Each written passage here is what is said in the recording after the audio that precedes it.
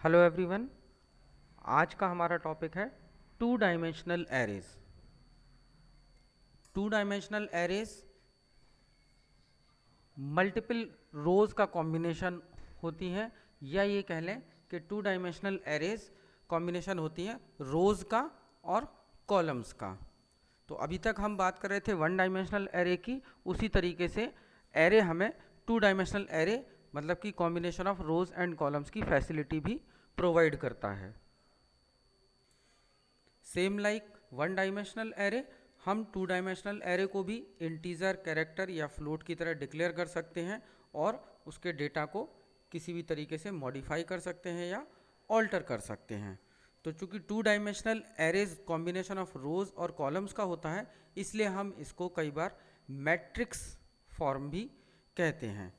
Okay, तो here are some example of two dimensional array declaration. It's like this कि it's a integer type. तो integer type a rows, number of first is number of rows and second is number of columns. तो here first number of rows are 3 and number of columns are 3. Same like float, float में भी देखें name b, number of rows 5, number of columns 5 and character name, number of rows 5 and number of columns 10. यहाँ पर हमने थोड़ा सा difference कर दिया। इट मीन्स कि ये ज़रूरी नहीं है कि हर मैट्रिक्स में नंबर ऑफ रोज और कॉलम्स का साइज सेम हो। That can be differ also as per your requirement. Agree? तो जैसा कि हमने कहा कि टू डायमेंशनल एरे मैट्रिक्स के फॉर्म में होता है, इसलिए मैट्रिक्स पर हम जितने भी ऑपरेशंस परफॉर्म कर सकते थे नॉर्मली, वो सारे के सारे हम टू डायमेंशनल एरे पर भी परफॉर्म कर सकते हैं। लाइक मैट्रिक्स, टू मैट्रिक्स का एडिशन, लेकिन वो दोनों सेम साइज के होने चाहिए। There subtraction, multiplication between two matrices and transpose of matrix. तो these many operations can be performed on the matrix and these are a very common questions from exam point of view. तो यहाँ पर मैंने एक sample matrix बनाया है, उसकी index value के साथ और मैट्रिक्स की कंपोनेंट वैल्यू के साथ। तो हम देख सकते हैं कि हमने 3x3 की मैट्रिक्स को अगर हम डिक्लेयर करते हैं तो उसमें वैल्यूज़ कैसे स्टोर होती हैं और उनकी इंडेक्स वैल्यू क्या होती है। अगर आपको याद हो तो हमने वन डायमेंशनल एरे में हमने बताया था कि एरे की जो इंडेक्स वैल्यू होती है वो हमेशा ज़ीरो से स्टार्ट होती है। उसी तरीके से मैट्रिक्स की इंडेक्स वैल्यू भी ज़ीरो से स्टार्ट होती है। ठीक, यहाँ पर ध्यान देने वाली बात यह है कि वहाँ पर हम सिर्फ एक इंडेक्स वैल्यू ले रहे थे क्योंकि हमें रो वाइज मूव करना था। यहाँ पर हम दो इंडेक्स वैल्यूज़ ले रहे हैं चूँकि हमें रो वाइज और कॉलम वाइज मूव करना है। तो इसलिए ध्यान रहे कि यहाँ पर हम अपने मैट्रिक्स में वैल्यूज़ को इनपुट करने के लिए या आउटपुट करने के लिए कोई दो इंडेक्स वैल्यूज़ को यूज़ करेंगे, which can be either some m और n, some i, j, some x, y और anything. Okay, so let's see the arrangement of the elements in the matrix. तो फर्स्ट सेल की value है 10 और उनकी index value है 0 0, मतलब कि फर्स्ट रो का फर्स्ट कॉलम की इंडेक्स वैल्यू हुई 0 0। Then first row second column की वैल्यू क्या हुई 0 1। Then first row third column की वैल्यू 0 2 और उनकी वैल्यू रिस्पेक्टिवली क्या है 20 and 30। Same like when we will move on to the second row, तो चूंकि 0 से स्टार्ट हो रहा था इसलिए इसकी इंडेक्स वैल्यू क्या होगी 1 and the column value is 0, the cell value is 40।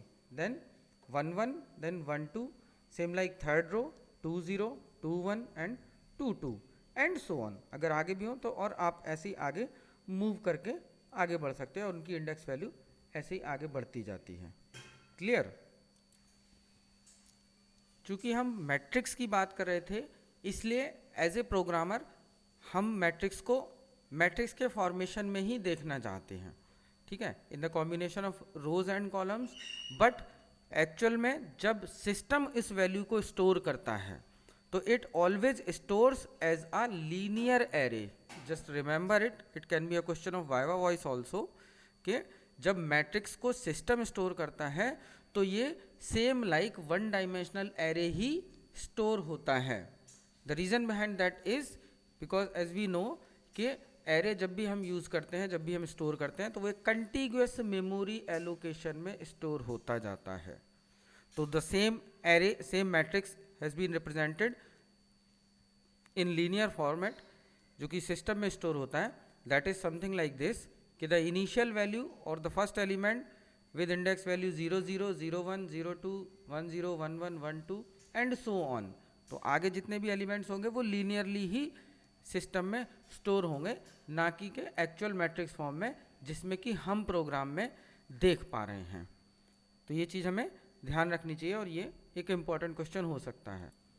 So now it's time to have some example of 2 dimensional array और मैट्रिक्स। तो I have already written some programs, let's see those programs.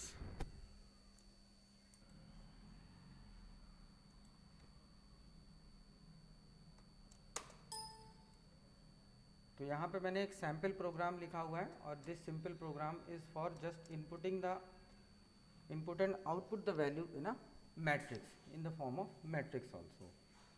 तो जैसा कि मैंने बताया कि 2 dimensional matrix अगर हमें स्टोर करनी है तो it should be in the form of rose and columns.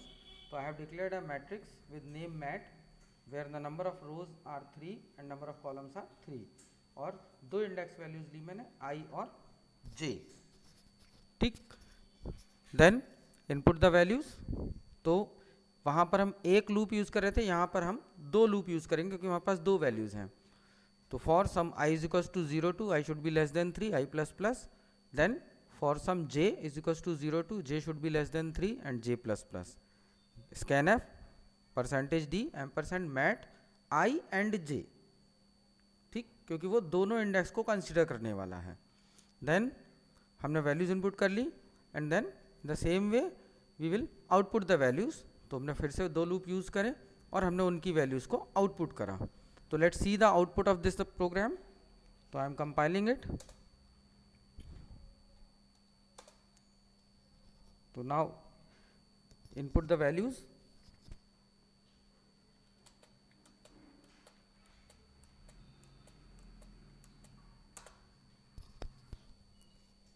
Okay. तो मैंने 3 by 3 की मैट्रिक्स के लिए 1 to 9 वैल्यूज इनपुट करी and I have got the output in this format, but this doesn't looks like a matrix. तो we need to change some in our output statement. तो what we will do कि when we are going to print the data, let's try this. तो I am using %t and then again I will try to compile it, okay.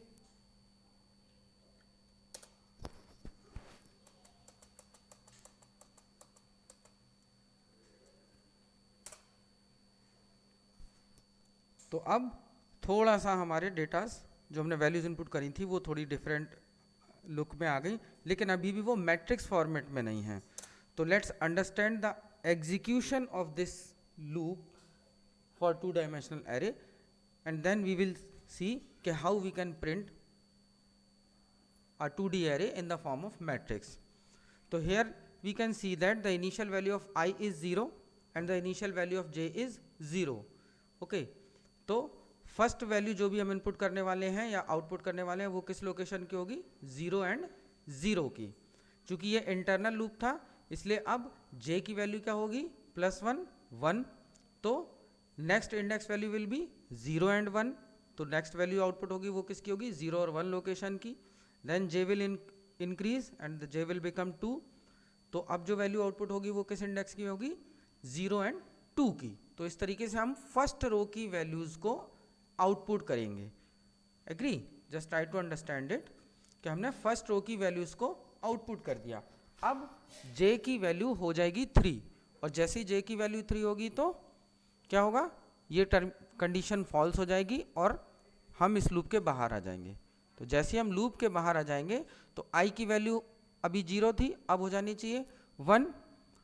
तो जब I की value 1 हो जाएगी तो it means के now I has moved into the next row, second row. Okay, just try to understand it कि now I has moved into the second row and the initial value of J will reset to 0 again. तो अब जो value print होगी वो होगी I1 J0। Okay, then again j will become 1, तो next value जो print होगी वो होगी I1 J1 and so on. तो इसलिए जैसे ही हमारी j की वैल्यू एक बार 3 होगी और ये लूप फॉल्स होगा, तो अब हमें नेक्स्ट लाइन में मूव करना है, इसलिए हम यहां पर एक प्रिंटफ स्टेटमेंट दे दे रहे हैं छोटा सा।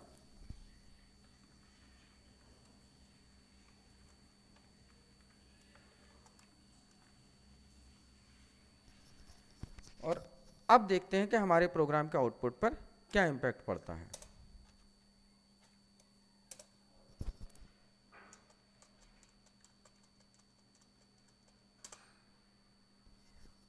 नाउ इट्स फाइन ना। अब जो हमारी 2 डायमेंशनल एरे थी या मैट्रिक्स थी वो एग्जैक्ट मैट्रिक्स के फॉर्मेट में हमें शो हो रही है। जो फर्स्ट वैल्यू है वो 0 0 पोजीशन पर है, जो सेकंड वैल्यू है वो 0 1 पे है, थर्ड वैल्यू 0 2 पर है। Then we have moved into the next row, तो that is 1 0 1 1 1 2, then next row तो 2 0 2 1 एंड 2 2। ओके, तो this is the way to output है matrix in the exact form of matrix. So I hope कि आपको ये समझ में आया होगा। तो इसी तरीके से हम एक और प्रोग्राम एग्जीक्यूट करते हैं, and that is the matrix addition of 2 matrix. Okay, तो मैंने एक प्रोग्राम बनाया है जिसमें मैं 2 मैट्रिक्स को ऐड करने वाला हूं। तो 2 मैट्रिक्स को ऐड कर रहा हूं मैं, मैंने 3 मैट्रिक्स लिए हैं। एक मैट्रिक्स है A ऑफ साइज 3/3, दूसरा B ऑफ साइज 3/3, और जो रिजल्टेंट मैट्रिक्स होगी वो C ऑफ साइज 3/3। ओके, तो here now I am inputting the data as I have shown in the earlier example. ठीक, बस यहाँ पे मैं क्या डिफरेंस दे रहा हूँ कि मैंने दोनों मैट्रिक्स में वैल्यू एक साथ इनपुट करी है। तो जो आप पहली वैल्यू इनपुट करोगे वो मैट्रिक्स A के लिए होगी, और जो दूसरी वैल्यू इनपुट करोगे वो मैट्रिक्स B के लिए होगी। Just try to understand it. Then I will output both the matrices separately and then finally generate the summation. तो यहाँ पे मैंने ये मैट्रिक्स A को आउटपुट किया है जैसा कि पिछले प्रोग्राम में किया था, फिर मैट्रिक्स B को आउटपुट किया है, और फिर मैट्रिक्स C में उन दोनों का समेशन जनरेट किया है। तो sum C of ij is equals to A of ij plus B of ij, and then finally the matrix C will output. So let's try and compile and run this program. Okay,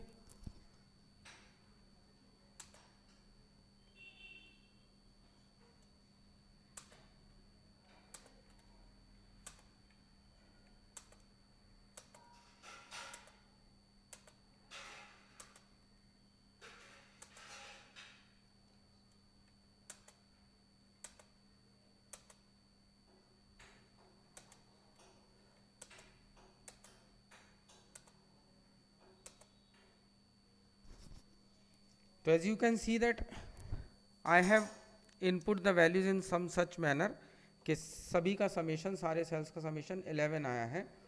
तो यहाँ पर आप देख सकते हो first matrix का first element था 1 और सेकंड मैट्रिक्स का फर्स्ट एलिमेंट था 10, तो the summation will be 11। Same like first matrix का सेकंड एलिमेंट था 2 और सेकंड मैट्रिक्स का सेकंड एलिमेंट था 9, तो summation will 11 and so on.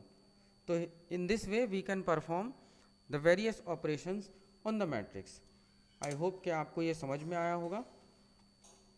अगर कुछ समझ में नहीं आया तो एक बार मुझे ज़रूर बताएं ताकि मैं आपकी प्रॉब्लम को सॉल्व कर सकूं। Okay, thank you.